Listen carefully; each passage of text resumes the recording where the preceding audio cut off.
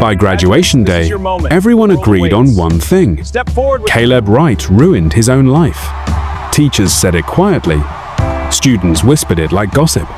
Parents shook their heads and called it a shame. But no one mentioned Noah Hale. No one thanked him. No one blamed him. Most people didn't even remember his name. And that was exactly how it was planned. Because this story isn't about fists, or shouting, or dramatic revenge. It's about silence, observation, and what happens when someone finally stops protecting the lies people enjoy believing.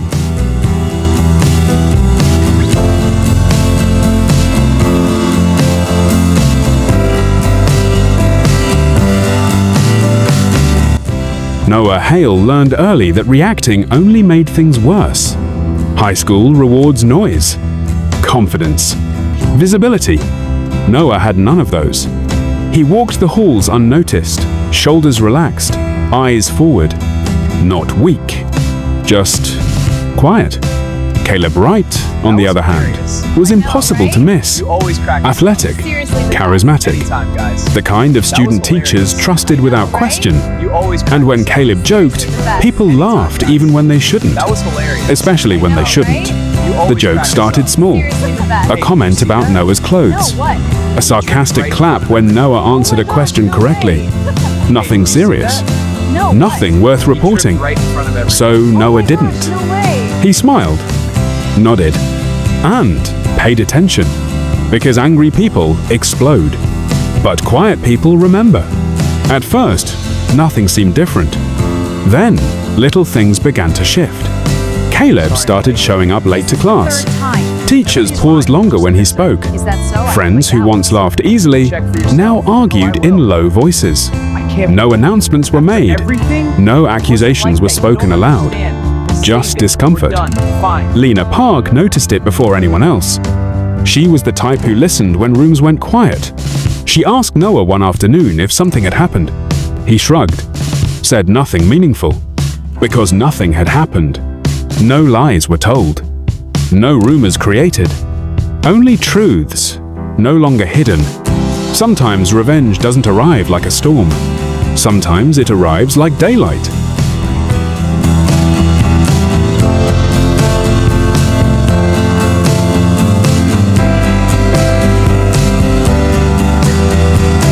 Noah never confronted Caleb. He didn't warn him, didn't threaten him, didn't celebrate when things started falling apart. He simply stopped covering for him. When asked questions, Noah answered honestly. When given opportunities to exaggerate, he stayed factual. When silence was no longer required, he allowed it to break. Screenshots existed long before Noah shared nothing. Messages were already written. Patterns already visible. All Noah did was stop pretending they didn't matter. And slowly, people began to see Caleb clearly. Not as a villain, but as a boy who had been protected for far too long. Caleb found Noah in an empty hallway. No crowd, no audience, just truth, and nowhere to hide from it. He accused Noah of ruining him. And for the first time, Noah didn't deflect. He didn't deny it either. He simply said the words Caleb couldn't escape. I didn't ruin you. I let you be seen. That silence afterward was different. It wasn't power. It wasn't victory. It was realization.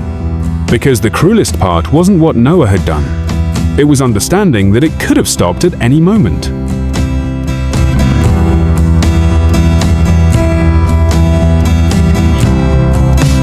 Graduation arrived quietly. Caps, gowns, applause. And then something unexpected. Caleb Wright stood at the podium. Not defiant. Not bitter. Honest. He didn't blame anyone. He didn't defend himself. He admitted what most people never do. That exposure isn't betrayal. It's consequence. His speech wasn't forgiven by everyone, but it didn't need to be. Some lessons aren't about redemption. They're about responsibility. Noah watched from his seat. Calm, uncelebrated, and free. Caleb learned that some choices don't break you. They just make you stop pretending. Walking away isn't failure. Sometimes it's honesty. This place held everything we thought mattered. And now it's just walls, remembering us. Noah didn't leave angry. He didn't leave victorious either. He just left lighter. He learned that attention isn't the same as connection.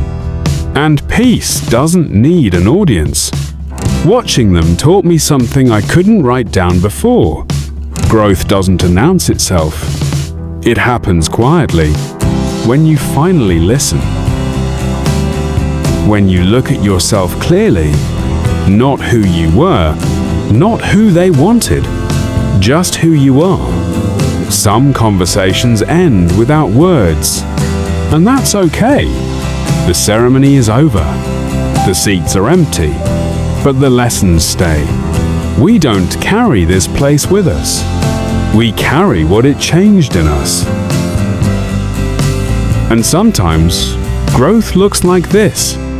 Not proud, not loud, just finally at peace.